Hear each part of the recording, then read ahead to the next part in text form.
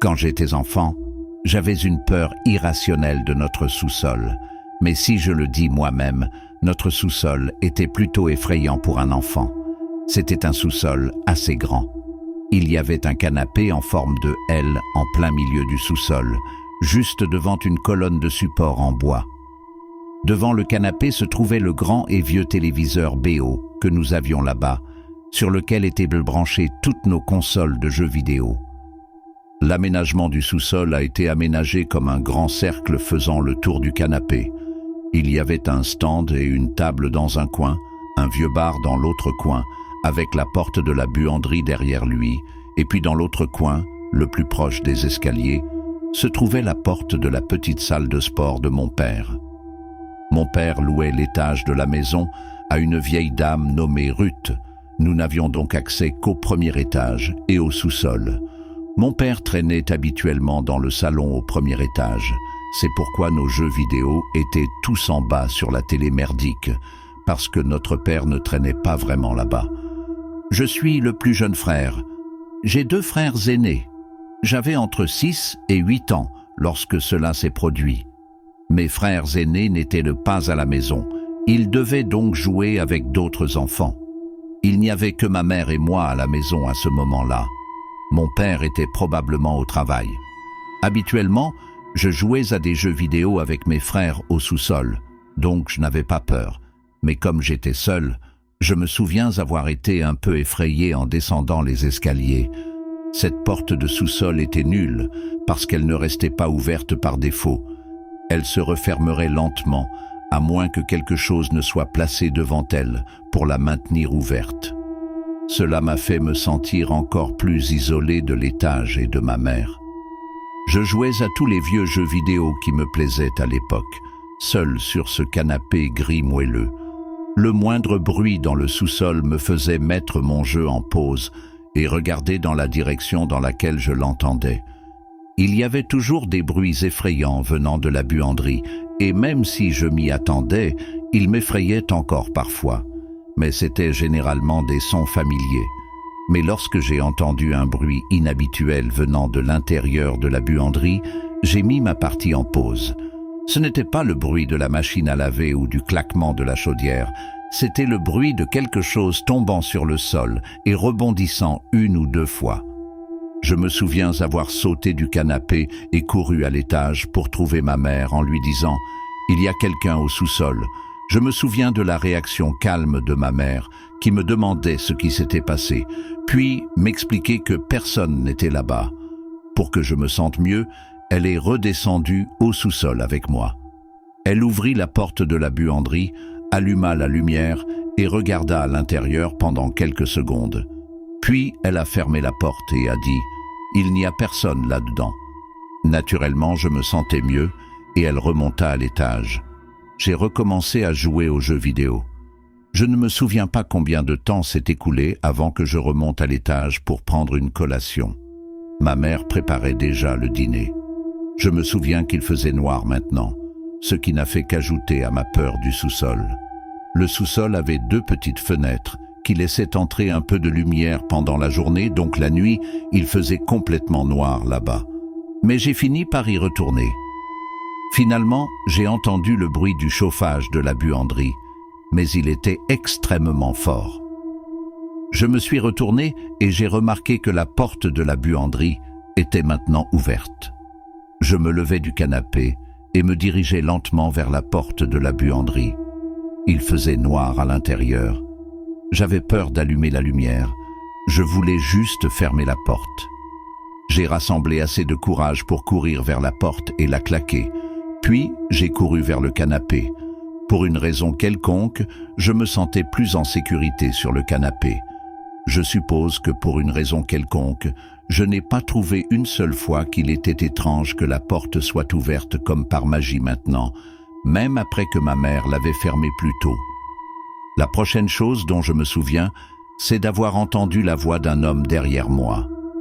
Au début, mon cerveau n'a pas enregistré ce que je venais d'entendre. Cela ne semblait pas réel au début.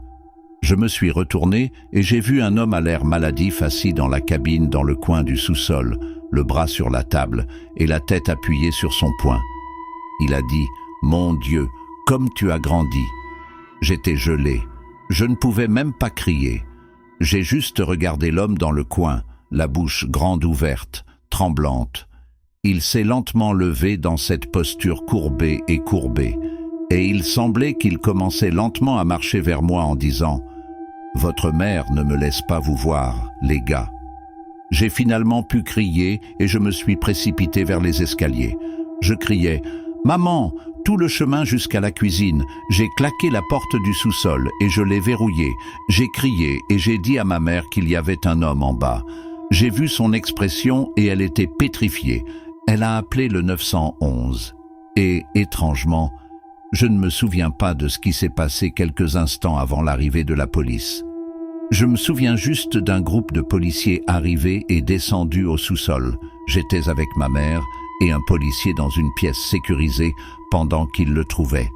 L'homme qu'ils ont trouvé était mon oncle, mon ex-oncle, le frère de ma mère, qui a été excommunié de notre famille pour avoir violé des enfants.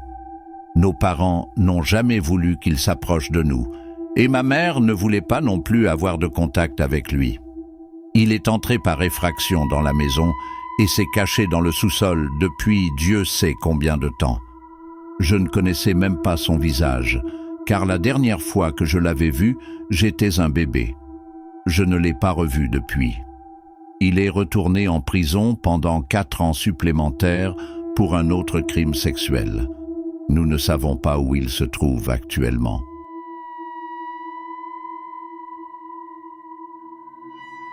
On approchait d'Halloween. Nous étions à la mi-octobre. L'anniversaire de mon cousin Andy est le 15 octobre. Donc, pour son 12e anniversaire, nous sommes tous allés chez notre oncle John et notre tante Melissa, alors qu'il lui organisait une fête d'anniversaire familiale. Nous avons une assez grande famille, et nos réunions de famille peuvent donc souvent devenir mouvementées. Il faisait encore chaud dehors, donc la fête se déroulait principalement dans le jardin. Leur maison est assez grande, et nous avons toujours aimé jouer à des jeux de type cache-cache à cause de cela. Andy et moi avons le même âge. Mon frère aîné Chase a 2 ans de plus que moi. Il jouerait avec nous aussi. Nos autres cousins étaient un peu plus âgés, mais ils jouaient toujours avec nous. Nous formerions simplement des équipes, et nous jouerions à tour de rôle en tant que cacheurs et chercheurs, nous donnant mutuellement des délais pour trouver l'équipe cachée adverse. Si vous étiez retrouvés, vous auriez la possibilité de courir dehors dans la cour pour être en sécurité si vous parveniez à ne pas vous faire repérer. Nous pourrions utiliser toute la maison, moins la chambre de notre oncle et de notre tante, et je n'exagère pas quand je dis qu'il y avait des centaines d'endroits où se cacher. Au sous-sol, il y a une pièce séparée qui est considérée comme la salle de mode de tante Melissa, comme nous l'appelons. Elle est créatrice de mode et à l'intérieur, elle a un tas de mannequins avec différents vêtements qu'elle a conçus. Certains sont des mannequins complets, d'autres ne sont que des torses sans tête et des supports réguliers en dessous. Elle dispose également de lumières de studio, de matériel photo officiel et d'un écran vert. Nous jouions au jeu depuis un petit moment déjà. Chase et moi nous cachions maintenant. Nous avons tous les deux choisi de nous cacher dans le sous-sol. Chase s'est caché quelque part dans la partie principale du sous-sol, tandis que je me suis caché dans la salle de mode. En fait, j'ai attrapé 2 couvertures sur le pouf au sous-sol et je les ai amenées dans la salle de mode. Une pour me cacher et l'autre que j'allais jeter sur l'un des mannequins comme leurre. Avec la couverture jetée dessus, il semblait vraiment que ce pourrait être une personne cachée en dessous. Je pensais que ce serait un petit moment amusant à chaque fois que quelqu'un en retirerait le drap. Alors, je me suis caché sous un bureau dans un coin de la pièce et je me suis caché sous la couverture. C'était désormais un jeu d'attente. Honnêtement, c'était une grande partie du jeu si votre cachette était bonne. Après un certain temps, j'ai entendu du bruit à l'extérieur dans la pièce principale du sous-sol, alors que Chase et un de mes cousins riaient et criaient, probablement parce que Chase était pourchassé dans le sous-sol. Je les ai entendus alors monter les escaliers à grands pas. Au son, Chase essayait de se rendre dans la cour sans être touché. Après cela, j'ai attendu en silence pendant plus de 10 minutes, facilement. Je devenais mal à l'aise dans cette position et, honnêtement, je m'ennuyais. Finalement, Chase est descendu dans la pièce et m'a appelé. Puis il a dit que la nourriture était servie à l'extérieur, donc le jeu était terminé. J'étais affamé. Je me suis précipité à l'étage dans la cour, où toute la nourriture du traiteur était maintenant sortie et servie. À un moment donné, après avoir mangé et eu une conversation avec tante Mélissa, je me suis rappelé que j'avais totalement laissé ces 2 couvertures dans son salon de mode, et, plus important encore, que j'en avais laissé une sur son mannequin, ce dont elle ne serait pas contente. Alors, après être allé aux toilettes, je suis redescendu au sous-sol et dans la salle de mode, où j'ai allumé la lumière et j'ai vu que la couverture n'était plus sur ce mannequin. Au lieu de cela, la couverture recouvrait autre chose. Il semblait s'agir d'un autre mannequin, même si celui-ci semblait être maintenu en position assise, dans laquelle je n'avais connaissance d'aucun mannequin. Plus je m'approchais, plus je commençais à réaliser qu'il bougeait et j'entendais une respiration. En plus de cela, il y avait cette odeur funky qui n'existait pas auparavant. Il y avait une personne là-dessous. Mais qui? J'ai ri et j'ai dit « Qui est-ce » Ils n'ont pas répondu. Je sentais ce sentiment de malaise grandir dans mon ventre. J'ai baissé les yeux pour voir si je pouvais voir les chaussures qu'il portait, mais ce que j'ai vu étaient les pieds nus d'une personne noire. Personne à cette fête n'était noir. Je me suis retourné et me suis dirigé vers la porte. Je me suis précipité dehors et j'ai dit à mon oncle d'appeler la police. Il y avait quelqu'un dans le sous-sol. D'autres m'ont entendu et la panique s'est rapidement ensuivie. Mon oncle et quelques autres se sont précipités au sous-sol. J'ai suivi derrière. Lorsque nous sommes arrivés dans la salle de mode de tante Mélissa, la couverture était maintenant sur le sol et quiconque se trouvait en dessous avait disparu. J'ai juré de haut en bas que quelqu'un se trouvait juste en dessous, expliquant les pieds nus et l'odeur. Un groupe de membres de la famille a fouillé toute la maison et finalement, mon oncle a appelé la police, prenant mes affirmations très au sérieux. Lorsque la police est arrivée, c'était une sorte de scène entière et tout le monde à la fête était inquiet. Des voisins sont même venus voir si tout allait bien. Toutes les cachettes possibles ont été vérifiées et personne ne se trouvait dans la maison, mais je ne l'ai pas inventé. C'était authentique, ce que j'ai vu. J'aurais juste aimé qu'il soit là pour que tout le monde puisse voir que j'avais raison. Même si presque tout le monde me croyait, je voulais juste qu'ils voient ce que j'avais vu par eux-mêmes. Lors des fêtes, ils laissent les portes ouvertes, puisque les membres de la famille entrent et sortent pendant des heures.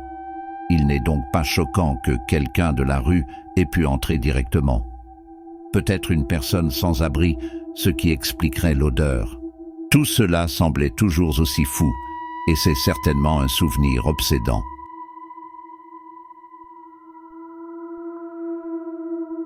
Cette histoire se déroule quand j'avais 9 ans. J'ai maintenant presque 25 ans. J'étais chez mon arrière-grand-père dans l'Idaho pendant les vacances de Noël, pour rendre visite à ma famille, et ainsi de suite. C'était aussi la première année que le petit ami de ma mère venait avec nous, parce que mes parents avaient divorcé l'été précédent. Mon grand-père vivait dans une petite ville d'une réserve indienne, comptant environ 1000 habitants. Sa maison était une petite maison à 2 étages, avec beaucoup de champs et de forêts. C'était une belle maison et une belle propriété, et cela me manque beaucoup. Quoi qu'il en soit, environ un jour après notre arrivée, ma tante, mon oncle et mes cousins, qui vivaient dans la même ville que nous ont surpris en conduisant 10 heures pour nous rendre visite, même après nous avoir dit qu'ils ne pourraient pas le faire à cause du travail.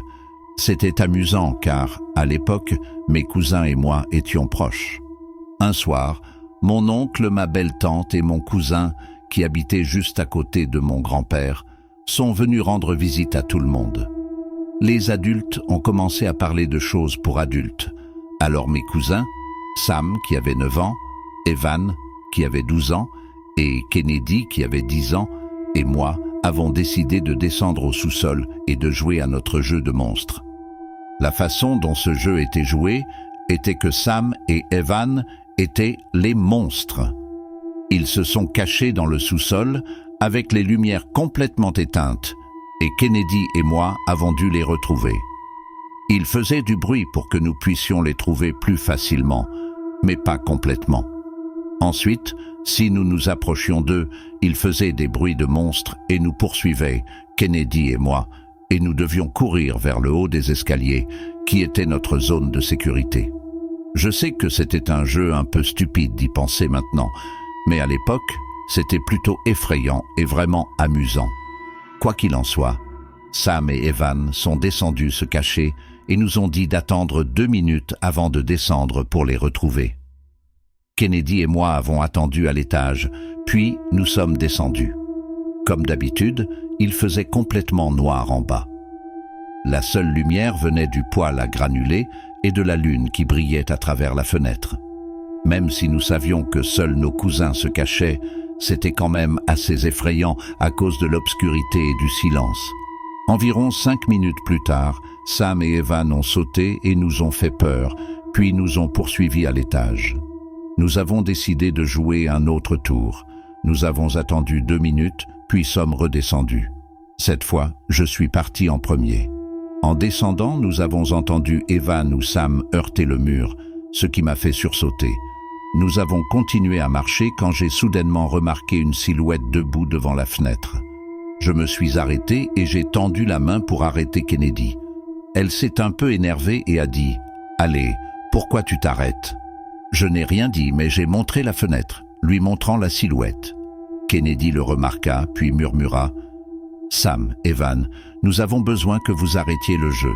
Il y a quelqu'un dehors. » Étonnamment, Sam a répondu.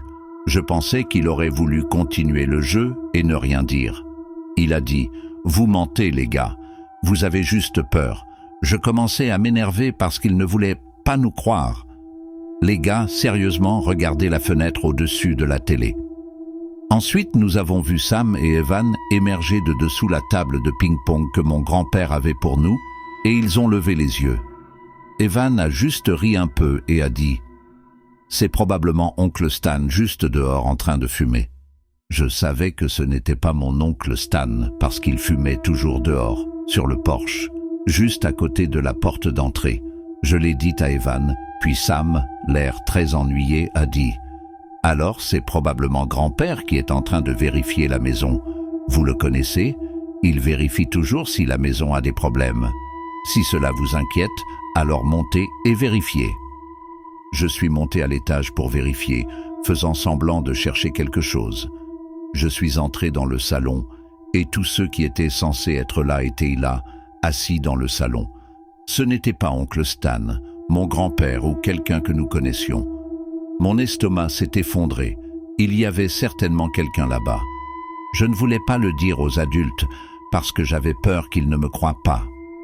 Je suis redescendu en tremblant et je leur ai dit « Les gars, tout le monde est dans le salon. Personne ne manque. Il y a quelqu'un dehors. » Sam et Evan ont finalement réalisé que ce n'était pas une blague et leurs visages sont passés du scepticisme à la peur. Kennedy se mit à pleurer un peu. Je lui ai dit de ne pas faire trop de bruit. Nous sommes tous allés en haut des escaliers pour savoir quoi faire. Bien sûr, Sam et Evan ont commencé à donner des idées stupides, comme tirer sur le gars ou quelque chose du genre. Nous ne voulions pas le dire aux adultes, alors nous sommes restés en haut des escaliers pendant 5 minutes. Ensuite, nous sommes redescendus. Quand nous sommes redescendus, la silhouette avait disparu. Nous avons supposé qu'il venait de partir et avons continué son chemin. Nous avons décidé de ne plus jouer à ce jeu et avons plutôt joué au ping-pong. Nous avons allumé la lumière du sous-sol et lorsqu'elle s'est allumée, nous avons remarqué que la fenêtre était ouverte. Je me suis dit, la fenêtre était-elle ouverte pendant tout ce temps? J'ai regardé vers les meubles et mon cœur s'est soudainement arrêté. Il y avait un homme d'une 40aine d'années assis dans l'un des canapés et nous regardait fixement. Nous avions tellement peur que nous restions là, figés. Le gars a commencé à nous sourire d'une manière effrayante. Puis, il a commencé à se lever. J'ai crié « Courez !» Nous avons monté les escaliers en courant et avons claqué la porte du sous-sol. Ensuite, nous avons couru dans le salon en pleurant et en disant à notre famille qu'il y avait un homme en bas. Un de mes oncles, qui était policier, a saisi l'une des armes de mon grand-père et est descendu les escaliers. Après quelques minutes, mon oncle est revenu et a dit qu'il n'y avait personne là-bas. Nous avons supposé que l'homme avait dû remonter par la fenêtre et s'enfuir. Les adultes nous ont cru quand nous leur avons dit que quelqu'un était là, parce qu'il y avait des empreintes de pas dans la neige dehors, menant à l'allée de mon grand-père. Rien n'a été volé dans la cave, ce qui était un soulagement, mais nous étions tous terrifiés. Nous nous sommes assis avec nos mères, les serrant dans nos bras pour plus de réconfort. Cette nuit-là, quand il était temps d'aller me coucher, j'avais encore peur. Alors j'ai dormi au lit avec ma mère. Mes cousins et moi n'avons plus jamais joué à ce jeu. Mon grand-père était assez contrarié parce qu'il pensait que ses fenêtres ne pouvaient pas être ouvertes de l'extérieur, mais il était content que nous n'ayons pas été blessés. Mon grand-père est décédé en octobre 2017 et il me manque beaucoup. Mais depuis cet incident, j'ai toujours eu peur d'entrer seul dans un sous-sol, même en vieillissant. Même si je ne suis pas retourné chez mon grand-père depuis presque un an, j'ai toujours peur de ce sous-sol ou de n'importe quel sous-sol à ce jour.